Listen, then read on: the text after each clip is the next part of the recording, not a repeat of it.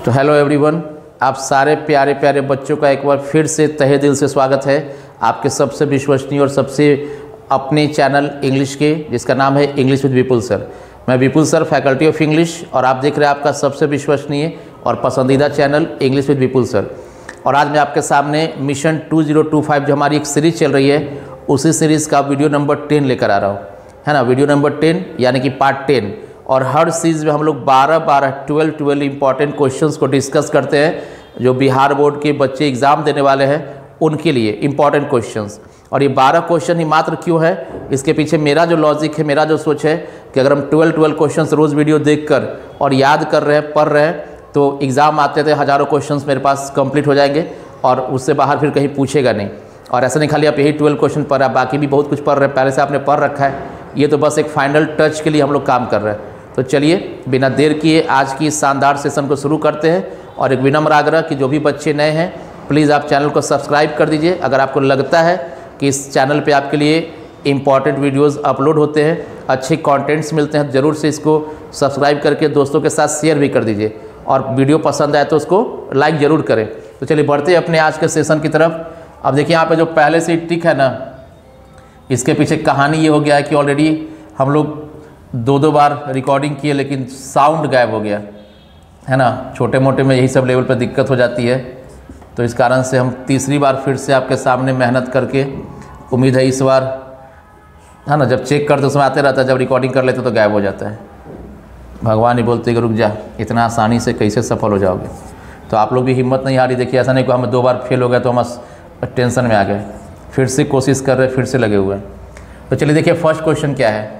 In India poetry began to be written in the early part of the gap century.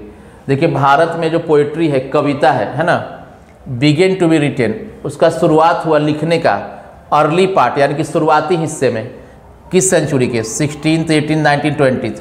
Question clear हुआ? पहले समझिएगा question अच्छे से कि भारत में पोइट्री, कविता बिगेन, कविता की शुरुआत हुई, बिगेन शुरुआत होना, टू बी रिटन लिखा जाना, मतलब भारत में कविता को लिखने का शुरुआत किस सेंचुरी के शुरू में हुआ, स्टार्टिंग में हुआ, अर्ली पार्ट में हुआ। तो 16, 18, 19, 20, इसका आंसर है क्या, 19th सेंचुरी। ठीक है, स्टार्ट याद रखिएगा। भारत में कविता 19th सेंचुरी के शुरू में लिखनी शुरू की गई थी। सेकेंड है the Anglo Saxons used. Anglo Saxons ने यूज़ करता था, वो जो है ना इंग्लिश से यूज़ करते थे gap language, French, Spanish, Teutonic और नन। देखिए एंग्लो सैक्सन्स के बारे में आप सबको मालूम है कि एक जर्मनिक ट्राइब थी। क्या थी? जर्मनिक ट्राइब थी। अब देखिए क्वेश्चन को जानबूझ के फंसाने के लिए क्या करता है कि एक नन का ऑप्शन देता है। क्यों नन का ऑप्शन देता है? क्योंकि जर्मनी के लोग थे, उनका भाषा जर्मन ग्रीक होगा, लेकिन ऑप्शन कहीं जर्मन और ग्रीक नहीं दिया, तो बहुत सारा बच्चा कंफ्यूज करके यहाँ पर नन का ऑप्शन करता है। तो नन नहीं करना है। क्यों? क्योंकि देखिए यहाँ पे उनकी भाषा ट्यूटोनिक भी थी। तो याद रखना है कि Anglo Saxons use Teutonic language. बढ़ते हैं क्वेश्चन नंबर 3 की ओर। देखिए लैटिन लैंग्वेज, जैसे आपने देखा लैटिन लैंग्वेज, तो आप सबको मालूम है कि इंग्लिश आज इंटरनेशनल लैंग्वेज है, लेकिन इंग्लिश के पहले इंटरनेशनल भाषा कौन सी थी? इंग्लिश के पहले इंटरनेशनल भाषा लैटिन भाषा थी। और लैटिन 800 साल पहले, 800 years ago Latin was an international language. अब इंग्लिश को कौन फैलाया? ब्रिटिशर लोग, यानी कि ब्रिटिश साम्राज्य। तो वही क्वेश्चन पूछ रहा है कि लैटिन लैंग्वेज का संबंध किससे है? लैटिन लैंग्वेज एसोसिएटेड, एसोसिएट का मतलब है संबंधित, कौन से इंपायर, मतलब साम्राज्य। इसका मतलब क्या होता है? साम्राज्य। तो लैटिन भाषा का संबंध किस साम्राज्य से है? लैटिन, रोमन, फ्रेंच और ब्रिटिश। इसका आंसर क्या है? रोमन साम्राज्य। तो रोमन इंपायर का ही पूरा कनेक्शन था लैटिन को इंटरनेशनल बनाने में, सब जगह स्प्रेड करने में। बढ़ते अगले क्वेश्चन 4 की तरफ। Indian English is closer to gap English. देखिए क्लोजर का मतलब क्या है? क्लोजर का मतलब यहाँ पे है मिलता जुलता है, लेकिन नज़दीक। मतलब हमारी भारतीय जो इंग्लिश है वो कौन सी भाषा से मिलती जुलती भाषा है? अमेरिकन, ब्रिटिश, कैनेडियन और नाइजीरियन। अब देखिए इसका सिंपल सा तरीका है। आप सब जानते हैं कि अंग्रेज आए और अंग्रेजी लेकर आए, अंग्रेज गए, अंग्रेजी छोड़ के गए। मतलब अंग्रेज कौन? ब्रिटिशर्स। यानी कि इंडिया में अगर इंग्लिश आया तो अंग्रेज के चलते आया, और इंग्लिश रह भी गया तो उन्हीं के चंद को मार के भगा दिया गया, अंग्रेजी छोड़ गए। घर में सुनते हैं ना, दादाजी नाना जी कहते होंगे कि मारा अंग्रेजों आयल अंग्रेजी छोड़ गए, अंग्रेज चले गए अंग्रेजी छोड़ गए। तो हमारा इंग्लिश किससे मिलता है? ब्रिटिश से। तो इसका आंसर क्या हो जाएगा? B option, Indian English is closer to British English. फिर देखिए 5 क्वेश्चन, देखिए इंपॉर्टेंट है, याद रखिएगा 5 क्वेश्चन क्या है? इंपॉर्टेंट है। Gap English is also recognised. देखिए रिकॉग्नाइज का मतलब जाना जाता है, पहचाना जाता है, माना जाता है। As a world language. देखिए अभी तो आप जानते हैं कि ब्रिटिश इंग्लिश ही हर तरफ फैला हुआ था, लेकिन जब ब्रिटिशर्स चले गए तो हर देश में अपना अपना इंग्लिश का एक वैरायटी आया, है ना। American English, Canadian English, Nigerian, Indian, ऐसे करके बहुत सारा हर देश का अपना अपना इंग्लिश का एक वैरायटी आया।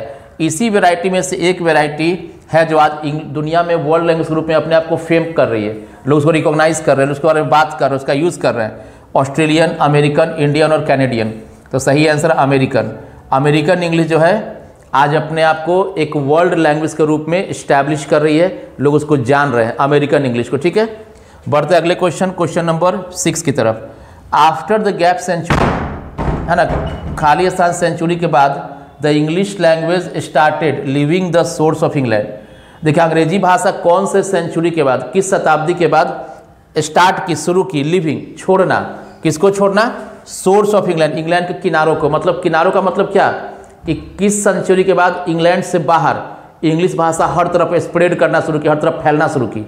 यानी इंग्लिश भाषा कैसे सब जगह फैलना शुरू की, किस सेंचुरी के बाद, 15, 16, 17, 18। याद रखिए 18th सेंचुरी के बाद इंग्लिश भाषा इंग्लैंड से निकल के पूरा वर्ल्ड वाइड, पूरी दुनिया में क्या हो गई, फैलना शुरू हो गई।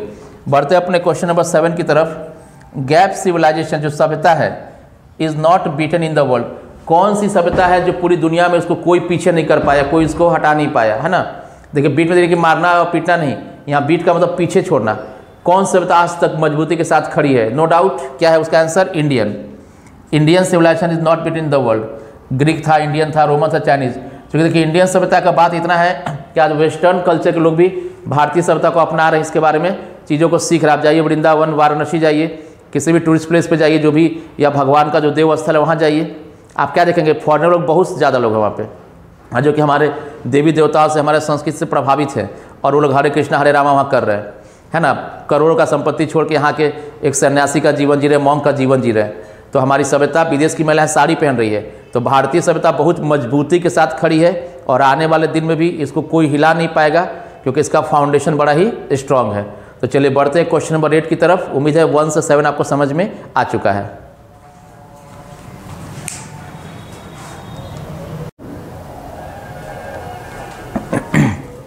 तो चलिए बढ़ते हैं अपने क्वेश्चन नंबर 8 की तरफ। 7 तक क्लियर हो गया था।